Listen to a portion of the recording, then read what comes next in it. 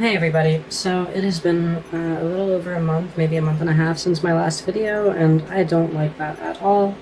I've got a few things that I'm working on right now, but well, this is one idea that I've had kicking around in my head that I want to do for a little bit now, and I think there's no better time than the present to get this done, because I'm having a lot of difficulty staying motivated with my work right now, and I genuinely can't think of a better way to sort of get myself out of the creative rut that I'm in than doing this video. So let me explain what this video is. We've got, let's see here, a little over 1,600 kilograms of cargo that is currently in South Knot City, and we need to deliver it to Mountain Knot City right over here. And I figured it would be a lot of fun to sort of talk about all the concepts and topics that I've always wanted to make videos on, but that are just a little bit too specific, maybe, to do a whole video about. And so I figured I would do something that I don't do hardly ever outside of the patron reads, go off script, and just play a game that I enjoy and talk to you about my life. I've always really enjoyed videos where creators, you know, talk about what their life is like behind the scenes. I think that stuff's super interesting to sort of learn about the person that's behind the creative decisions that the audience presumably is a fan of.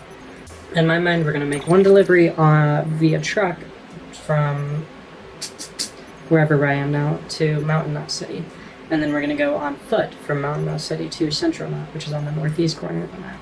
So, might as well hop straight into the first topic. Or, actually, let me explain why I chose Death Stranding for this, other than it just being a game that I really enjoy.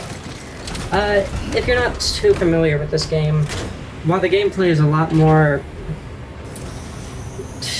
tactile than, you know, is conveyed over just watching footage of it, it's still a very relaxing, very chill game. We really are basically just going on a hike here. Well, right now we're driving, but you get me. Not a super intense gameplay that's gonna, like, make it difficult for me to speak and carry a train of thought, at least hopefully. And I just think it's a fun game to sort of hang out with, so we'll see how well it works for a video like this. But as I said, I've got a list of topics on my second monitor, so we might as well go straight into the first one, which is my grandfather dying. Now, before you go and start typing apologies in the chat, or the comments, let me say that I had essentially no relationship with my grandfather. I didn't cry. That's the best way I can put it. I was not especially affected by his death, at least not in the traditional sense. That's why I don't think it'd be a good topic for a complete video. However, I'd first been thinking about how it would feel for my grandfather to die a little over 2.5 years ago when I originally had a concept for a video like this. It was around that point that everyone in my life knew that I had transitioned. Everybody knew me as Penelope, and everybody was chill about it. My grandfather, on the other hand, is somebody who, at the very least for my entire life, has been sat in a lazy boy, glued to Fox News, and when he wasn't in that chair, he was at our Thanksgiving table saying things like the Civil War era KKK, it wasn't that bad. And needless to say, transphobia, homophobia, all those classic traditionalist values also fell under that philosophy for him. And again, I've got no relationship with this man. He lived several hours away from me on the other side of the state, basically. So there was no fear involved in telling him I transitioned. I wasn't thinking, oh no, my grandfather's gonna shun me, because really, if he ever gave a f*** about me, it's not that hard to find out I'm trans. He knows the name of my channel, or knew the name of my channel. So why didn't I want to tell him? You would think it'd be this fun, cathartic moment where I get to say, like, haha, screw you, you racist old man, your grandson is now has the devil inside of him and is calling himself a woman. Make him feel bad. A younger me probably would have considered that fun catharsis, even just desserts, for him being so absent in my life when he had nothing else going on. But I guess in my atheism, one thing that I've always sort of given a lot of sanctity to, I guess you could say, is death. I think about what it all amounts to, right? And ultimately, if you're about to die, all you can really say is, This is how I feel about my life at this moment. 50 happy years doesn't matter if you die miserable. Or maybe it does, but I don't know. I don't presume to know. But I think it's something worth considering. What terms you leave this earth on seems like a pretty important aspect of your life when looking at it as a whole. And so I always assumed, okay, I'm just not going to tell him I'm trans. Mom and Dad, whenever you go see him, don't mention I'm trans. Just use my dead name. As much as you don't like doing that, just do it in this one instance.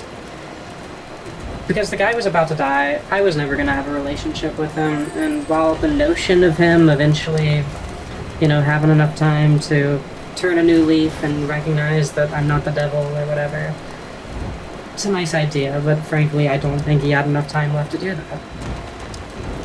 I didn't realize that he had a whole 2 more years. Maybe I would have changed my philosophy on this if I had expected him to be alive for that much longer. But it was a couple months ago when I got the text from my parents saying, yeah, Granddad's gonna be dead in like 2 days. And suddenly this philosophy of I don't want to tell him that I was so comfortable with, it came into my head again, and I started questioning it again in a way that I didn't expect to really be doing. I guess I always knew I'd be thinking about the decision for the rest of my life, but I was always confident I would feel it was the right decision. And I guess I was still committed to not telling him, but suddenly I felt so dirty about it. I used the phrase, I don't want to be honest with him. I would rather him be in blissful ignorance. And if you've seen my last video, you'll know that honesty is a really, really important part of my life now. I sort of have come to consider it this all-encompassing part of who I am and how any good human ought to be. You're either completely honest or you're a dishonest person, which maybe is a little bit of a naive worldview, but it's mine. And here I was conspiring to lie to somebody, conspiring to have my dad use a name I haven't gone by in years when my granddad asked about me on his deathbed. And suddenly having this little philosophical decision framed as a lie in my head made me feel filthy about it. And so for the last day and a half of Granddad's life, I was just thinking, like, what do I want to say? My dad's going to go over there to see him before he dies. Do I want my dad to tell him who I really am? In my head, I was keeping him in the dark, staying in the closet to him for his own protection. I didn't want him to die a more miserable death than he had to. And I didn't really know what I wanted to tell my dad. I didn't know if I wanted him to come out for me or not. Only thing is, I woke up the next morning, and before my dad had even seen that text, he had already left to go to the town where my granddad was. And he made it like an hour down the road before my granddad died. And he, didn't get to see any of us in his last minutes. And it was just interesting. This guy had been a philosophical muse for me, basically a parallel in my worldview for a couple years now. And right there at the final moment when I was about to get to actualize that philosophy on death that I have, I just didn't get the chance to. He died before I could even really turn in my decision. And it was this big, sobering moment for me. Again, he was never a part of my life. It's not like I was like, oh no, I'm never going to see him again, because, be real, I probably never would have seen him again either. And when I say all this, I'm expecting to end it with some sort of answer, right? Like, oh, that's how it went, but ultimately it's for the best, or whatever. I don't know if that's true. I don't know if I would have rather this gone differently. I don't know.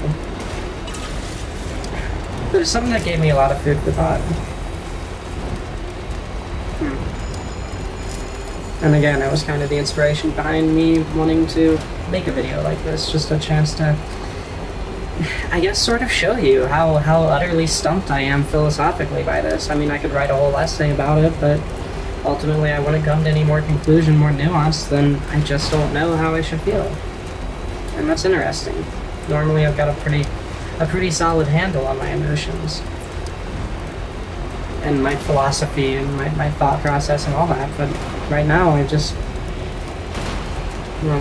was a few months ago, but after he died, I really didn't know how to feel. I've said before on the channel that this is my favorite game of all time.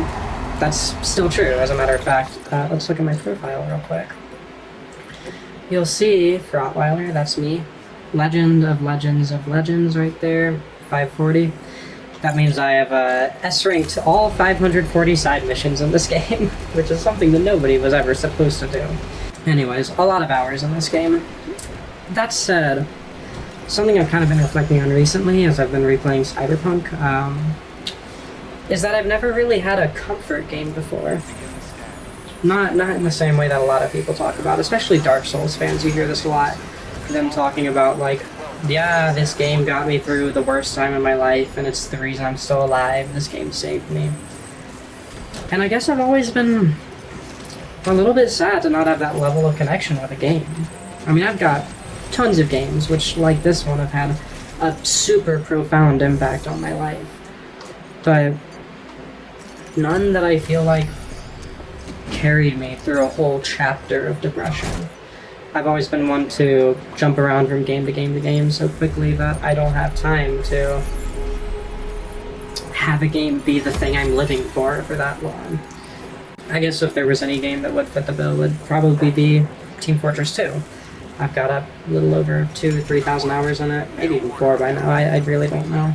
I am no good with multiplayer games. I think I generally perform pretty well in them. I can usually hop in a casual lobby in a game and be top scoring before too terribly long, but it's not so much a skill issue or anything like that. It's more the way I engage with gaming. I don't really think of it as a challenge very often. That's not really what I'm here for. It's pretty much always been a matter of, like, I want to feel this thing I've never felt before, and just experience something new. And with that involves a lot of emotional vulnerability and, like, introspection that you really don't have the time for or the environment for in a multiplayer server where everyone's just dicking around and being mean. I mean, even when I play Team Fortress 2, I tend to play with, like, cinematic graphics configurations and all of this stuff to try and make the game look as nice as it possibly can. Whereas most people, when they play that game, they set the graphics to the minimum or even use a custom configuration to lower the graphics beyond minimum. I mean, I'll put it this way. When I'm playing Left 4 Dead, I am the type to stop and stand still when my character starts talking. I try to act like how I think my character would act when I'm playing Half-Life or something along those lines. In fact, that's where a lot of that old, pretty well-received video I did about Half-Life 2 encouraging you to think like a theoretical physicist or whatever. That's where a lot of that was coming from, was this sort of role-playing mindset I have when playing single-player games or multiplayer. And I guess because of that, I've just never been especially compatible with multiplayer games. There's always been this sort of cognitive disconnect where I'm trying to get immersed in the world and the story that these creators have created. Meanwhile, everybody else is, like, just trying to be silly and have fun, and in many cases just undermine the game's design in a lot of ways. Like, you've got to, like, playing hardly any multiplayer game with somebody and not have them immediately be trying to find glitches or out-of-bounds exploits. Oh, that's cool. Hi. That's awesome. I just kind of think it'd be cool to have that experience with the game. You know, the closest I could say I've had that with is Death Stranding itself, probably. That experience of, like, I'm in this horribly depressed phase, but I know that this game is there for me. It just seems like something I'd enjoy. I don't know. Something that would be a profound moment for me. But I guess it's just not the way that my brain's wired. I get bored too quickly. That's probably part of why I have had such a tough time making these next 2 videos, is because they've taken so long to make, and now I'll be honest, a little bit less passionate about the topics than I was. I mean, that's not the way to put it, because these videos are about my family. I am endlessly passionate about them, but there is an angle of, like, I've kind of already gotten the catharsis of writing down all of these feelings, and there's not much catharsis in actually sharing them, believe it or not. Most of my enjoyment of what I do is just what I personally get from writing these videos. Okay. So right now, if you're not familiar with this game, we're going through BT territory, which means there's a bunch of invisible ghosts that are sensitive to noise. And that little hand thing, that's my baby, telling me where the nearest ghost is. we do have means of deterring them if they start coming towards us, but... Well, for now, we should just try to cross. Also, wow, I forgot how much walking into snow drains your stamina in this game. I mean, unsurprisingly, this looks like pretty horrible conditions. The other reason multiplayer games never really worked for me much is also kind of an insecurity thing. It's the reason I quit playing Counter-Strike, too. Or Counter-Strike, also. I just always feel judged. No matter how well I'm doing in a game, every time somebody kills me, I feel like they're thinking I'm the biggest idiot in the world. I don't really know why that matters to me, but it just does. Or especially in Counter-Strike, if you're the last person on your team, you know for a fact that there are 4 people spectating you, and you know that they're screaming at their screens about what they wish you were doing instead, and thinking that you're a dumbass. And yeah, okay, you prove them wrong, you do well. I got pretty high ranked in Counter-Strike back in the day. I think it was Supreme Master First Class, the one right before Global. That was before any of the rank shifts, though, so it wasn't as impressive as it sounds. It's just a skill thing. As strange as it is, because I engage with games way more artistically than I do as, you know, an expression of skill. I like both sides of them, but, you know, this is what I'm interested in, and I'm not proving anything right now. And yet, feeling like I'm doing bad in a game, especially one I'm traditionally good at, like if I'm doing bad in Team Fortress 2, I'm like, I am so goddamn useless, I'm supposed to be good at this is supposed to be the one thing I'm really good at, and I'm not. It feels horrible. And then all I need is one person to just say like, wow, you suck, or how did you miss that shot, idiot?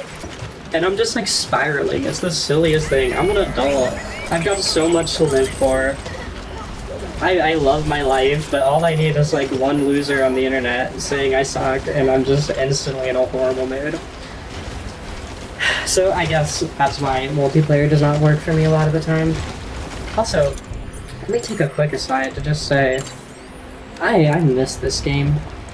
I got 100%, I've already S-ranked every delivery. That's not exactly much point in me replaying stuff I've already seen, but wow, just hopping in every now and then to go on a big trek like this is very nice. This is extremely relaxing. This is actually the second take I've done of this video. The original was in Far Cry 2. The video was going to be called, Talking About My Life Until Africa Consumes Me, because I think that's a good clickbait title.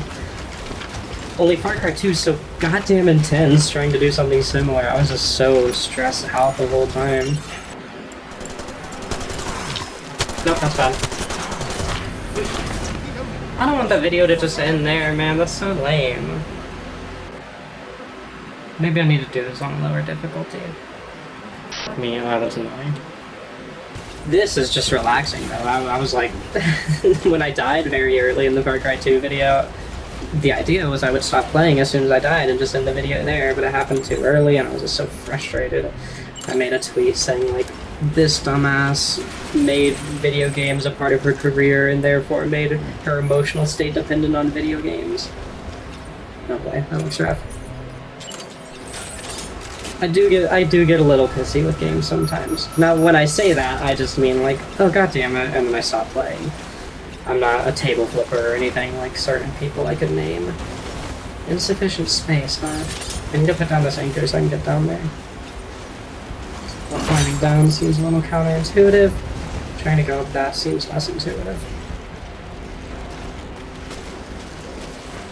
So you might have noticed that packages on my back have changed from that silvery color to just pure black.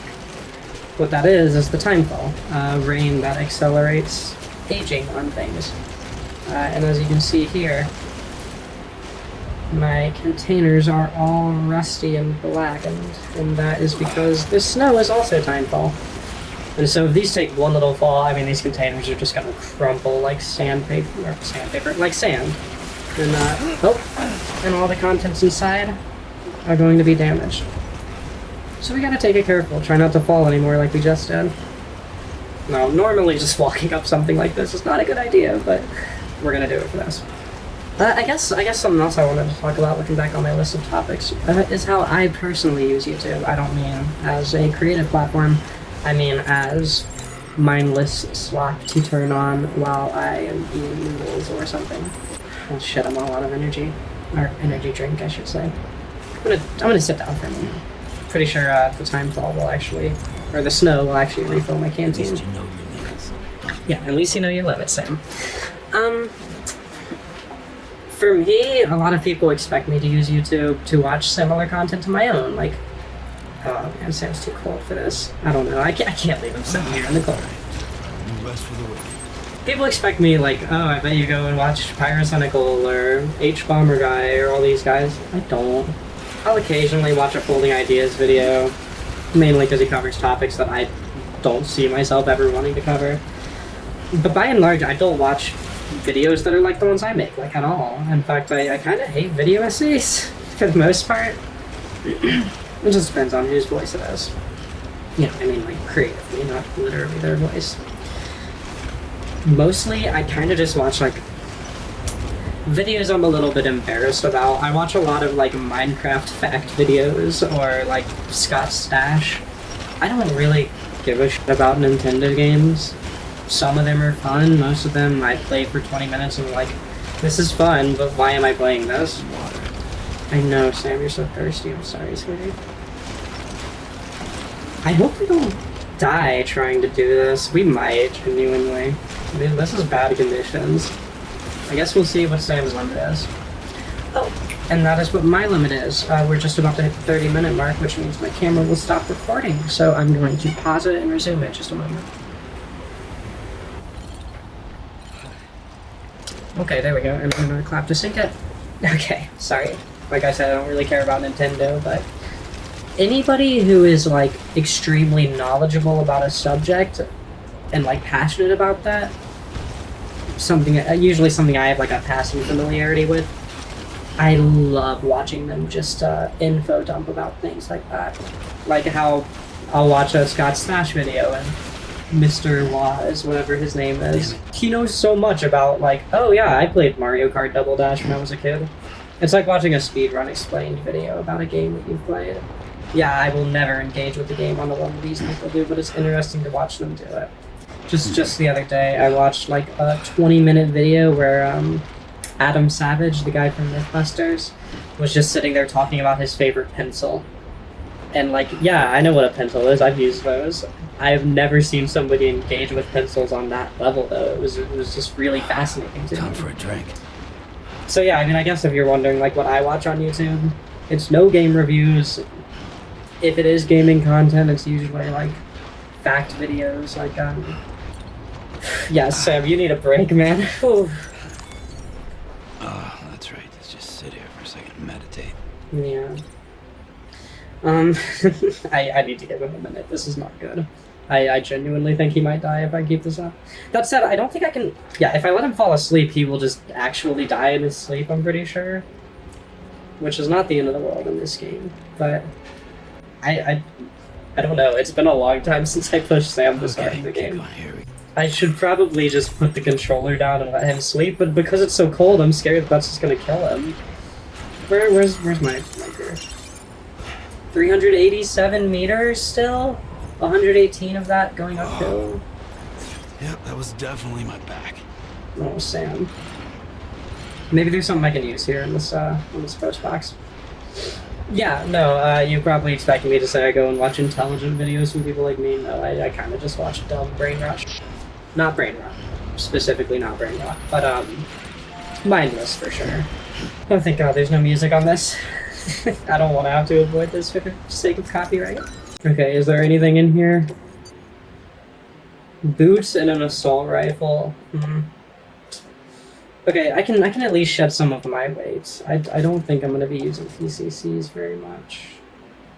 Well, that said, I could actually make a timefall shelter, and that might help me a little bit. I think I'm going to do that. There we go. Okay, well this will heal up the damage on my containers, make them less rusty, and hopefully give me a safer place to rest. Because yeah, Sam looks like he needs it.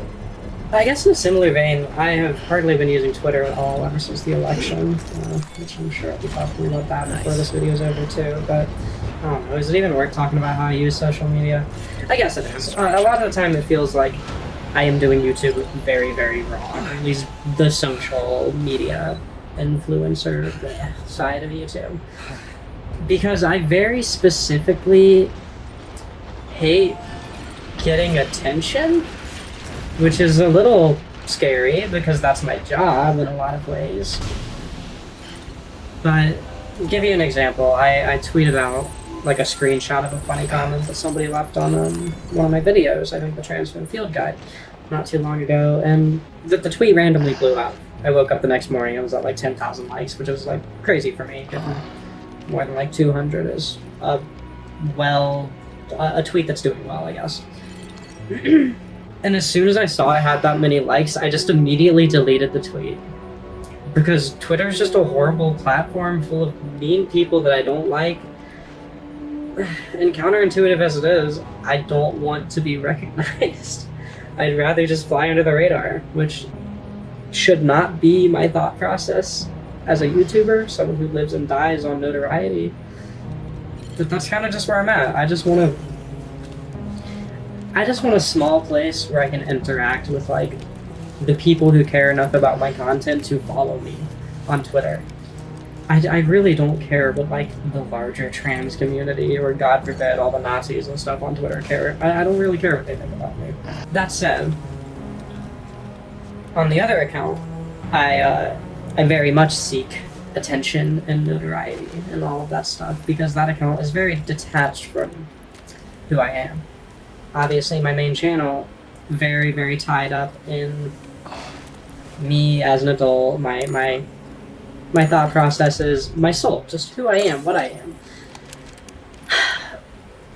The other avenue of my work, which I mentioned, is something that I do very briefly in the Honesty video, is sex work stuff.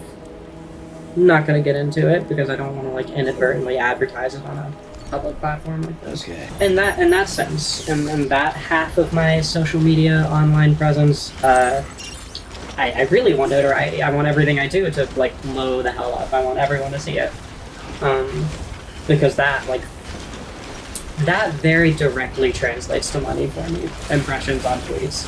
Well, Yeah, through subscribing to my account on the website that I'm not going to say. Where am I even going with this? But sort of, I guess this is another thing. I never want to make a video about the sex work stuff. Just like I never thought it'd be worth it to make a video about my grandfather passing, but this is an opportunity to talk about things on the channel that I normally want to get to, so I guess let's talk about that a little bit. You wouldn't think that the creative fulfillment side of just taking some nudes and shooting some videos would be such a big part of the job for me, but it totally is.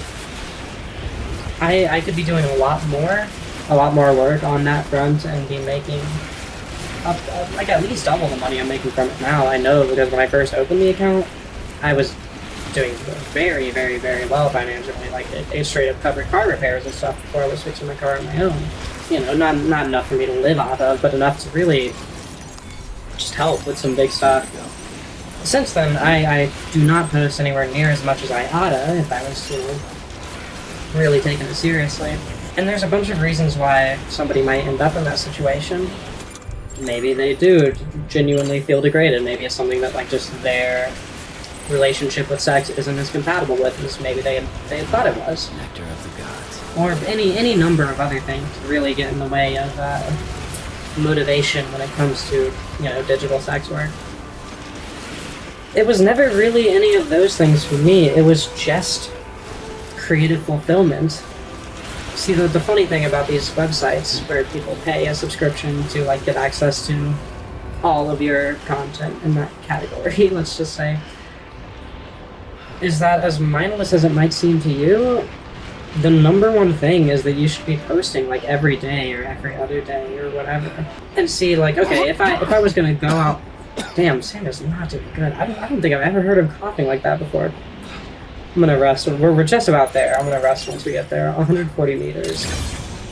Interestingly enough, though, for me, it's like, while yes, I should be posting a picture every single day, even if it's just a bunch of pictures I took earlier, I can't really bring myself to do that, because unless I'm going on a whole nuanced photo shoot, like out in the world, or at some cool location, or with some cool costume or makeup or something every single day, it's just so boring to me, man. There's only so many camera angles, you know, that the human body looks appealing in, or looks appealing through, I should say. And so what? I'm just supposed to post like the same 6 pictures, just taken over and over again, forever? I don't know. I guess that's more of a rant than a whole topic of conversation, but it's just sort of interesting to me, the expectation of how online sex work actualizes versus my reality of like, it's not me being insecure with my body, it's just me being bored with the same 5 tit pics, basically. Well, the other cool thing about this is once I deliver this stuff, a lot of the weight will not be on my back anymore. And yeah, so I could have just rode a zip line or done a million things to make this track earlier, but I like taking the hard road sometimes. This is a perfect opportunity to do that. Whew. In fact, yeah, I have a zip line right there. That probably could have sped this up a lot. Yeah, it connects up there, and then I think that goes down the other side of the mountain. But no, we took the back roads, and that's good too. Actually, you know what? Let's save a little sign to commemorate this. What sign expresses how I feel about this video so far? There we go. Okay, let's deliver this, and then I will move on to a more family-friendly topic. I will also give Sam a moment to breathe because of wow, he needs it. Yeah, I only got rid of like 36 kilograms there. Nothing too substantial. Let's give him a minute to breathe while I move on to the next topic.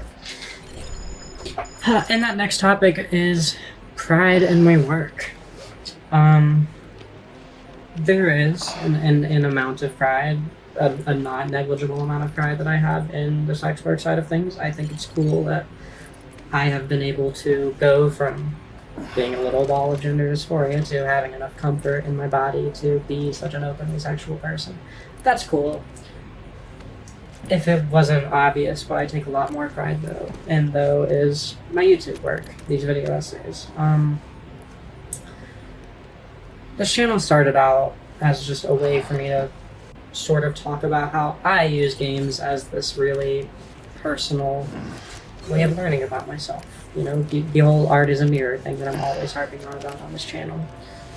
Over time though, it has evolved into, I suppose this is also a monologue I've gone on plenty of times, but over time it's evolved to me talking about who I am and what I'm experiencing and the lessons I learn and the mistakes I make and things like that. There is this little shift. It happened when I made my first video about my transition, where suddenly I was getting all of these DMs from people saying, like, thank you for being so brave and making that video, you helped me feel so much better about XYZ. And that's really amazing. And it might be because I got cocky. I don't know. Maybe it's just because I wanted to hold on to that feeling that I was being a positive impact on people, but ever since then I've sort of gradually moved to where I am now, talking about my life and the lessons I've learned and just trying to show people who might be in a similar situation to one that I've been in that they're not alone. And since I've made that shift, and since I've like really gone all the way about it, where I hardly even talk about video games on the channel anymore, there has been a shift in my audience too. It's way, way, way smaller than it ever was before. I'm making like a fifth of the money I used to make on ad revenue. That said, with Patreon, I make plenty of money, enough to take care of myself and occasionally help out my family. When they need help with rent or something, I can cover the slack if something's going wrong on their end.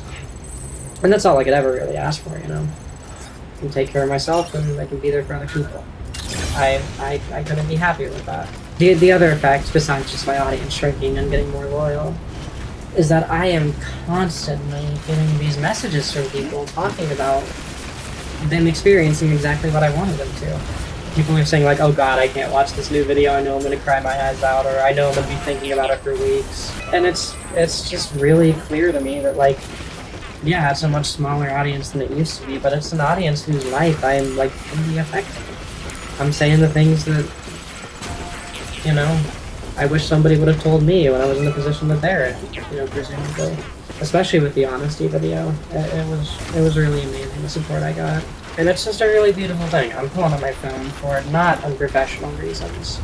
I've posted a screenshot of this in the community tab once, but if we go to my albums, you'll see I've got this folder called People I've Impacted. I guess it won't focus unless I do this, but it's just a bunch of screenshots of people, usually in my video discussions channel or my DMs or anywhere really, just talking about my videos like completely affecting them in huge ways. I mean, there's messages in here of people talking about like, yeah, that video is the reason I talked to my dad for the first time in 4 years. And as proud as I am of like the fact that I've been able to see my creative skill and confidence in my work grow.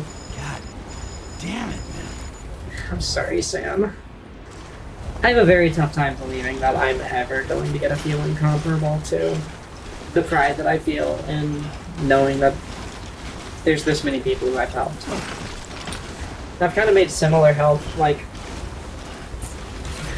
the focal point of my life offline, too. I you know, with my family and my friends, I very much consider myself to be one of the two, my fiance being the other, family therapists. We're the ones who call people out when they're being dumb, or give them advice when they're scared or nervous or anxious or anything. And it's a really amazing thing, because right now it feels like my entire life is sort of... Oh, poor Sam. My entire life is making Sam tired. No, it feels like my entire life these days is centered around helping people with emotional problems. Or emotional hang-ups, or whatever. And that is just such an honor, man. Oh god, Sam. Ooh, I did not mean to jump there. I've got the stabilizer pack. That's that little thing with the blue balls on it. It's basically a jetpack. That said, did not mean to jump there. I was gonna say something about jumping. I was gonna say, oh, we're going downhill now. We can do some of this. Make it a little easy on Sam. That was horrifying. And I don't have enough energy drink to really refill my stamina meter much. So I'm a little nervous to do a great big jump. So, like I said, that's kind of what the purpose of my channel is now. And in terms of sustainability, like, can I keep doing this as a job? I don't know. I'm a little bit mixed on it. There's two sides to it, right? As I said, my audience shrunk Refreshing. substantially, like by a factor of 10 or more when I transitioned, and as I've switched my content to this more personal, emotional stuff and less just talking about video games. But on the other side of that, all of these people who are saying I impacted them in some way, like, those are, I don't mean to minimize you as viewers, they're people who I've helped in my life and who have helped me too. But I think they're going to be more loyal viewers than somebody who just liked my opinion about Half-Life 2, you know? Oh man, now my shoes are going to break. Please tell me I brought more. No, dude. Oh, this is bad. Okay, wait, what does this do? Okay, this is a head grab that will drain my blood and give me stamina.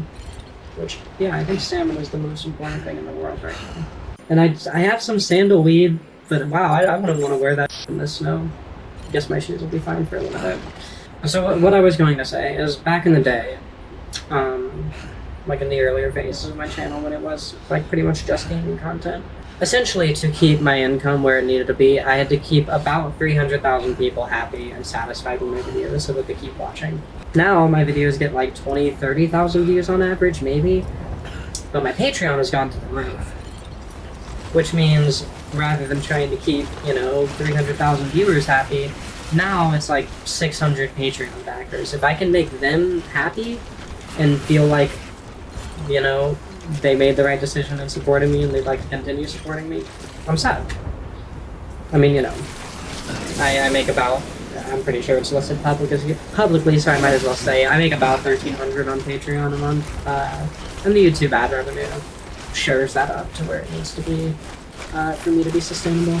But the difference in pressure, I feel, it's funny because these videos are so much more personal and so much more emotionally draining, I guess you'd say. than the gaming videos ever were. But the pressure I feel is so it's not even comparable. Like, I felt so much pressure trying to satisfy that many viewers back in the day. And that's just like, oh, I'm just talking about Half-Life 2. Why am I so stressed? Whereas now, it's like, oh, I'm talking about the darkest moment in my life and how I'm kind of a horrible person, depending on how you want to look at it and what your philosophy is on a lot of stuff. And somehow, at the end of the day, I'm less nervous about that because I know it's 600 people who will already give me the benefit of the doubt because they already like me. And they're the viewers who I really need to, like, satisfy the most. You know, ideally I can make everyone happy, but that's not real. Oh god, oh god, oh god.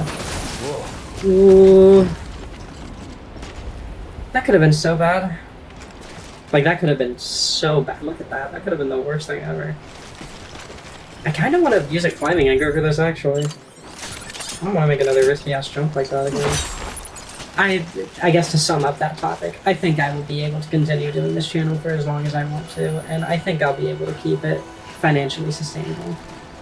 Because my videos are just about my life, and because I've led a very interesting life so far, and I'm sure I'll continue to do so, I have a tough time imagining a future where I've completely run out of ideas. Okay, this is... Oh, this is...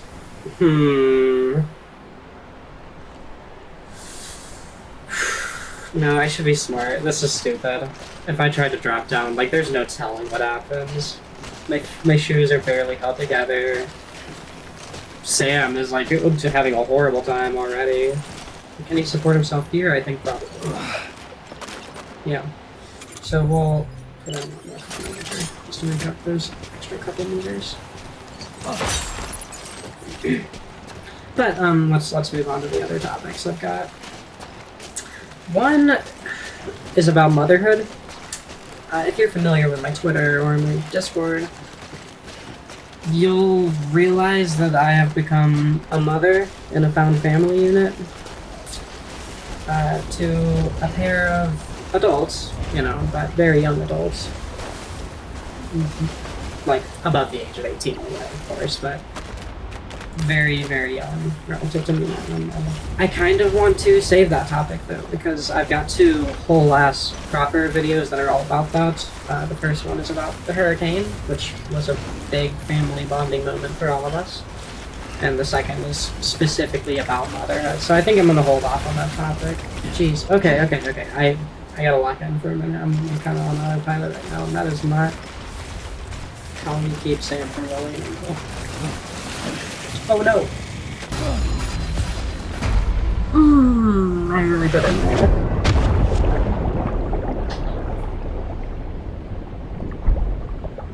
That's the thing. People look at this gameplay and they're like, wow, this looks so insanely boring. Oh, all these packages are ruined, man. They call it a walking simulator because yes, it is a game about walking, and there's no denying that. The controls are nuanced. It's a couple little things I just did wrong with the controller that caused that to happen. It's not just like, oh, I pressed sprint at the wrong time or I forgot to jump. It's really difficult to describe, but if you have your hands on the controller, you recognize that this is like one of the most interactive feeling games in the world. I don't even know how to describe it, but it's something really special. Let's see here. Oh, okay, well, I'm teasing at the motherhood stuff. Might as well get into a related topic. A fairly notorious video I've done in the last year was the Puppy Girl Psychoanalysis, where, well, I'm a puppy girl, as you can see by my collar. I got a bark and everything, but I'll save your ears for now. It was basically a video where I talked about how this particular aspect of my personality, this particular way I engage with my desire for affirmation and my people pleaser attitude. Oh, all these packages are so f***ed up. Like, it's over. The delivery's done, man. I failed. Anyways, it was a video talking about how the puppy girl thing, this particular way that I engage in my need for affirmation and to be a people pleaser, led to situations where I had a very difficult time saying no when I wish that I had. Which is, to be fair, something that I've always had an issue with. And no, I'm not accusing anyone of anything heinous or anything like that. But situations where I sort of tricked myself into thinking I was more comfortable than I was. Or did things that maybe normally I wouldn't do. Am I gonna say like, oh no, I'm innocent because I'm a puppy girl and I can't think straight? Hell no. But it was kind of interesting how that aspect of my self-expression made it easier to shut out negative voices. And something I've been thinking about a whole lot lately is this idea, a joke idea to be fair, of the, Sam, are you kidding me? Again, my fault. This jokey idea of the puppy girl to dog woman pipeline. And low-key, I've always been a little bit horrified of this concept. Because it's like, I only learned about this part of myself that was able to be carefree and fun, if only for a moment or two at a time. It feels like that's something new to me. However, the need to mature in my life is getting more tangible every single day. And so it feels like there's less and less time for me to enjoy that dissociation. And there's this whole heap of regrets in my head thinking about, like, wow, if I had just found out about this puppy girl thing when I was a little bit younger, I could have enjoyed so much more of my life before the responsibility started piling on to Emily. And yeah, okay, it's not the end of the world or whatever. I still enjoy my life, regardless of the role I'm playing and the people's lives around me, but I have no idea when it stopped recording my camera. That sucks. I'm just gonna quickly go over the previous topic to catch you up, because I don't know how long you've been gone. Puppy Girl to Dog Woman pipeline. Lately, my responsibilities have been centered around motherhood, specifically right now, this week, dealing with everything that needs to be done now that Donald Trump has won the election. As much as I don't want to be an alarmist, there's a very real chance that me and my family will have to leave this country on very short notice. And there's a lot of preparing that goes into something like that. Preparing that we should have been doing a long time ago, but have not been doing. So where we're at now, this particular thing was like an initiative that I was sort of leading. Is the financial side of things. That's the first thing we put our focus towards. Me and everybody else got together and made a spreadsheet of everything we spend money on. I wanna cheer you up a little bit. And I gotta rock the baby, and then I'll be able to talk again. Yeah, if you're ever wondering what that weird little baby thing on my set is, it's her, Lou.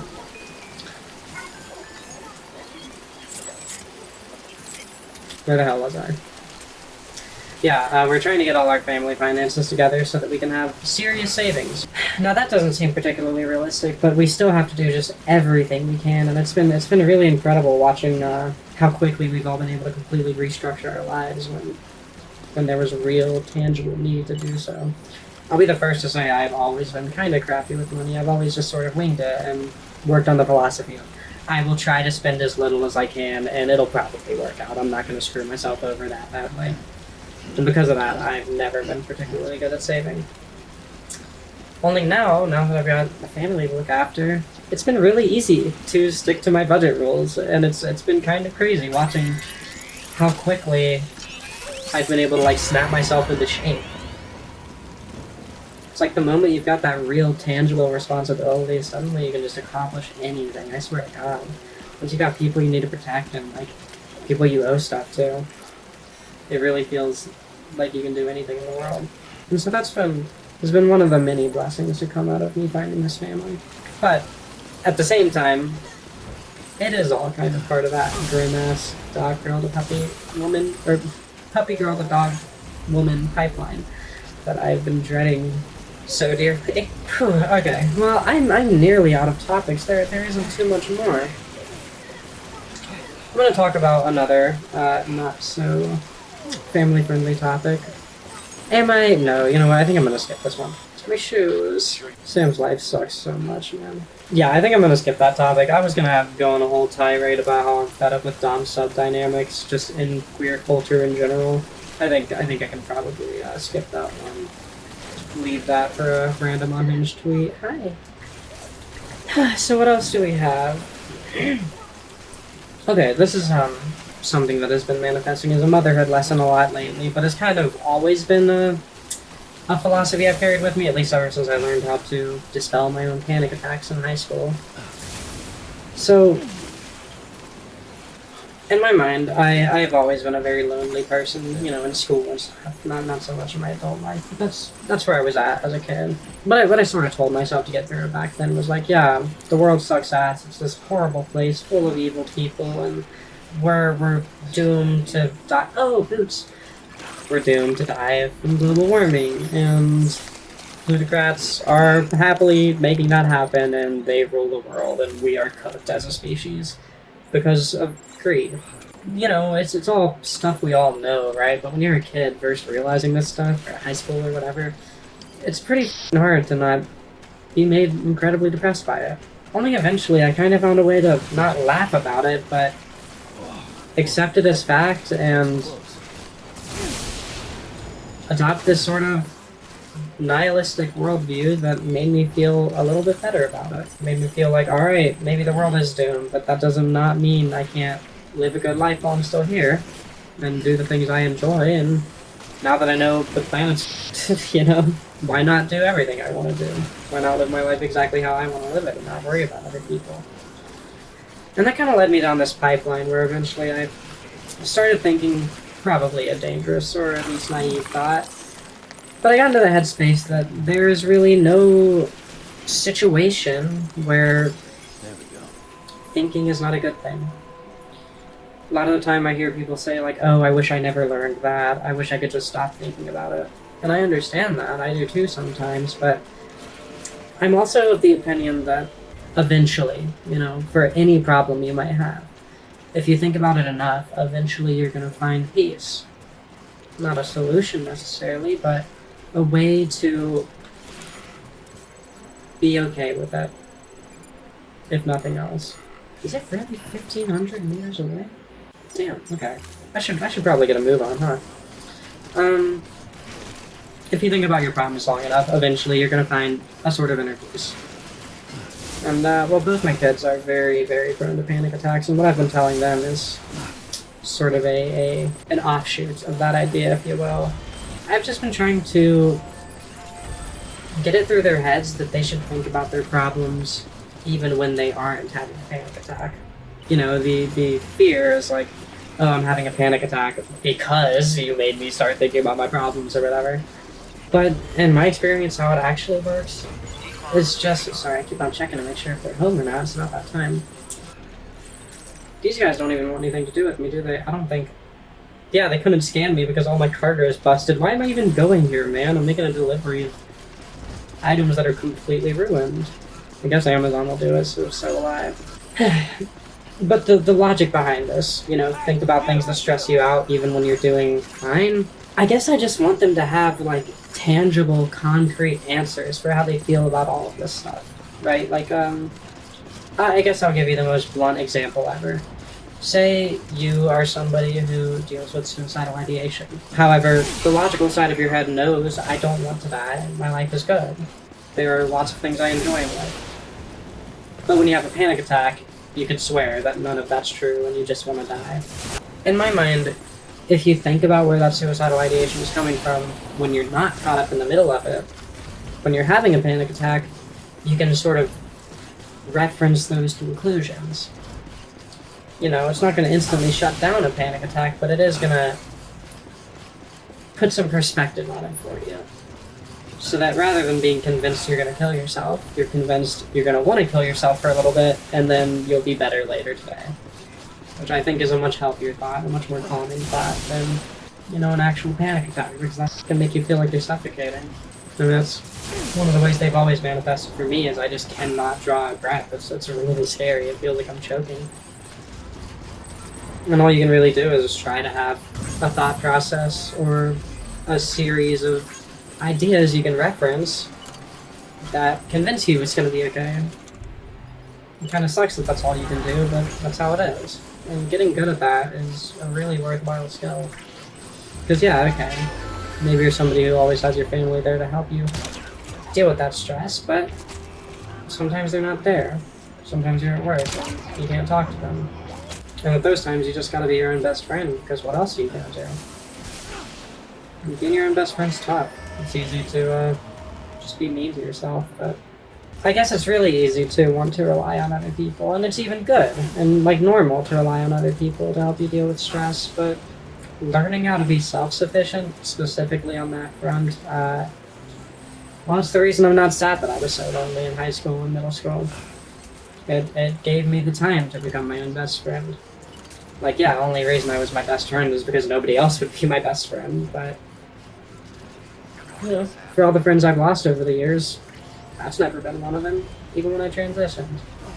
And I guess that's an appropriately happy note to end the video on. So let's ruin this happy ending by getting yelled at by somebody for delivering a bunch of completely destroyed cargo. Oh, you know what? Never mind. The real happy ending will be Sam getting some well-deserved rest after this. Poor boy's been through a lot today. Okay. Will they even let me complete the delivery? No, I can't even do it. Well, I will donate my supplies to the next player, who hopefully will fall off a mountain a little bit less than I did. You take it all, other player. Yeah. Poor Sam can barely keep his head on straight anymore. Let's just go to bed. So, yeah, I mean, I would say, like, let me know what you thought about this video, but this is probably not something I'm ever going to do again, or if I do, it's just going to be, like, another year or two from now. I'm really sorry that it's taken so long for me to get out another upload. Between the hurricane and just the horrible, horrible, horrible feelings of defeat that came with, you know, Trump getting elected. Not that I really enjoy Kamala or think she's anything but a horrible person, but to see Trump elected has really messed me up a lot. Emotionally, and just, it's put a lot of things on my schedule. I've got a lot that I need to do. A lot I need to prepare for. That's been really hard to find time to think about this channel. Even think about it, not just work.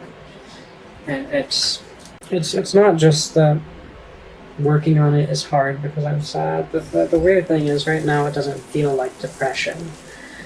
It feels like I have gotten a cancer diagnosis and everything I do is pointless. And the only thing I do that could possibly matter is just spending time with my family. And I know that's not true. I know I'm going to continue being here. I'm not even the most pessimistic person about, you know, the Trump administration. I think it'll be okay. But I'm still anxious. And maybe I'm just so wholly focused on that it's easy for it to feel like it's the end of the world, even if I don't think it is, logically. And it's made it really difficult to get work done, basically. That's how it affects y'all. But, well, here's this video. I've got two that are nearly completed, but it's that last hurdle I'm having trouble with. So hopefully we can get those done soon, and those can go out to you. And we can end somewhere good and happy, and finally start actually moving on from this whole grim situation. Obviously we're not just going to move on from Trump, but maybe the channel can move on at the very least. But with that said, I really appreciate your patience, and I also just want to say I really appreciate those of you who are still here, because like I said earlier, I think leaving after the honesty video is kind of a valid thing to do. And, well, I appreciate you sticking around. It really does mean the world to me. This channel is everything to me. And, well, at the end of the day, y'all are the ones I do it for. Just those screenshots of people I've impacted. That's what it's all about.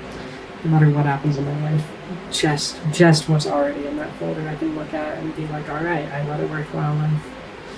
And to be able to say that at 26 is insane. But, y'all have a good night and stay safe, okay? I know it's a really scary time, but stay safe.